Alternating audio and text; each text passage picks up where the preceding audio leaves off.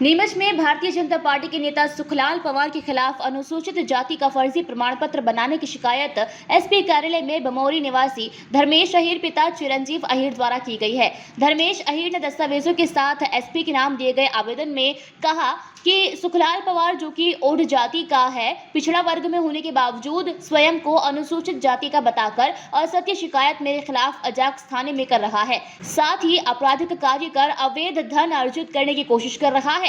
धर्मेश अहीर ने आरोप लगाया है कि सुखलाल पवार राजनीतिक दबाव बनाकर प्रार्थी को परेशान कर रहा है। धर्मेश अहीर ने इस बारे में न्यायालय अनुविभागीय अधिकारी उपखंड नीमच का जांच प्रतिवेदन भी सबूत के तौर पर पेश किया है। धर्मेश अहीर ने बताया कि उसके स्वामित्व का एक गोडाउन मंडी प्रांगण नीमच में स्थित है।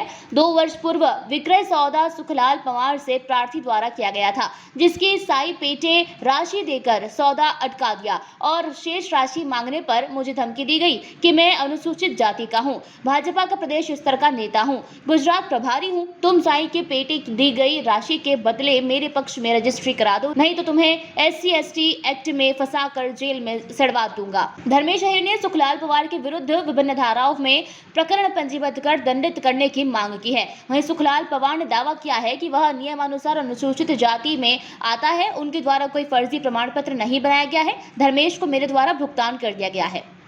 कमल से आया और यहाँ के जो सुखलाल पिता बापूलाल जी जाति ओड जो अपने आप को ST/SC का बताता है, बेलदार जाति का बताता है, उससे मेरे पैसे को लेन देन का मैटर है।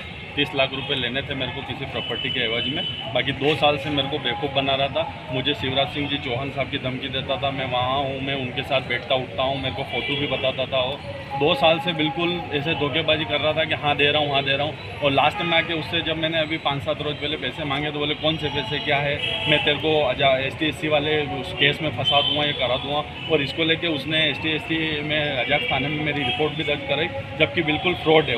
वो ST/SC का है ही नहीं, वो ओड जाति का, और ओड जाति मध्य प्रदेश में OBC में आती है। तो उसने फर्जी सर्टिफिकेट बताया, उसकी मेरे पास प्रतियां भी है।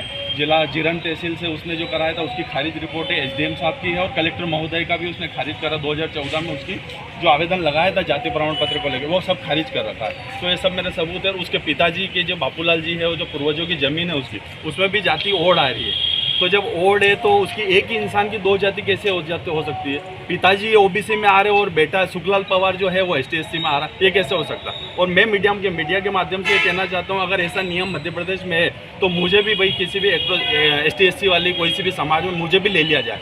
मेरे पिताजी OBC में आते हैं और मेरे को भी ST/SC में आना है, तो ठीक है, मैं भी शासकीय योजनाओं का कोई भी फ़ायदा उठा पाऊँ। शिकायत उसके खिलाफ भी लेके आया हूँ कि उसकी जो ST/SC के जो वो है, उसने बेलदार जाति का जो सर्टिफिकेट बना रखा है वो निरस्त किया जाए। और उसने भाजपा के जिला महामंत्री पद पर जो उसकी नियुक्ति हुई थी वो भी OBC ST/SC के इसी सर्टिफिकेट के कारण हुई थी। मेरा कोई जाति प्रमाण पत्र फर्जी नहीं है। मेरा पूरा मध्य प्रदेश में जो है ना, माननीय मुख्यमंत्री जी के सानिध्य में हमने पूरे शिविर लगा के, हमारे बेलदार ओड और राजपूत ये तीनों एक ही समुदाय के लोग हैं, और इस पर मध्य प्रदेश शासन के हाई पावर कमेटी आदिम जाति अनुसंधान से भी हमने उसकी जांच करवा के माननीय मुख्यमंत्री जी ने हमारे जो समाज का जो मामला है, हम एक ही लोग हैं कि बेलदार ओड और कहीं कहीं राजपूत और कहीं कहीं गृहकट्टे भी लगाते हैं। और बाकी हमारा ऐसा नहीं है कि हम बेलदार, हमारा मजदूर पेशा ही बेलदार का है, हम मकान बनाने का काम है हमारा। आप OBC में आते हैं ये कहा जा रहा है? SC में आता हूँ। उसने दस्तावेज भी दिए हैं, दस्तावेज फर्जी उसने लिए हैं। मेरी बच्ची का अपहरण हुआ था, 13 साल की बच्ची का। उसके संबंध में जिन आरोपियों ने बचने के लिए उस समय तत्कालीन समय में उन्होंने वो चीज़ वहाँ कोर्ट में जमानत के लिए पेश की थी, उस कागज़ को लेके ये घूम रहे हैं। बाकी मेरे पास हाई कोर्ट के और मध्य प्रदेश अनुसूचित जाति अनुसंधान के मेरे पास सारे कागज है और मेरा वैध दस्तावेज है। मेरा अवैध 30 लाख के लेन देन को लेकर कोई मामला है? मेरा मामला नहीं, मैं पैसे मांग रहा हूँ धर्मेश अहीर में। और उसने मेरे को, उसने एक मंडी के यहाँ पे उसने मकान बताया था कि ये मेरा प्लाट है, और मैंने बैंक से उसको पैसे दिए। आपने अजाक्स थाने में भी रिपोर्ट की? अजाक्स थाने में मैंने एक आवेदन दिया कि ये ना रजिस्ट्री कराना ना इसका कब्जा है। अभी वहाँ पे मौके पे जाओगे तो दूसरे का कब्जा है। खारिज नहीं हुई है, यहाँ से खारिज हुई, मैं हाई कोर्ट से लेके आ गया और मध्य प्रदेश शासन ने जारी किया है। कोई वो मेरे घर से नहीं चलता है, पूरे समाज के लोगों को उसका लाभ मिल रहा है।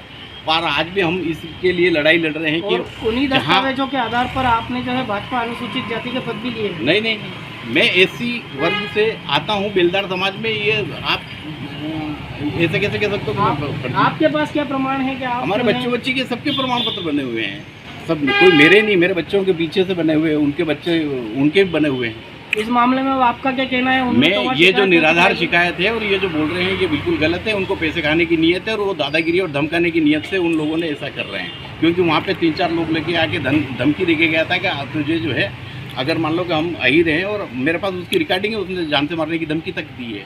पैसे नहीं देना चाहता है वो, जबकि मैंने पैसे 1 नंबर पे बैंक से दिए, मेरा लोन है उस। नीमच से अब्दुल अली रानी की रिपोर्ट।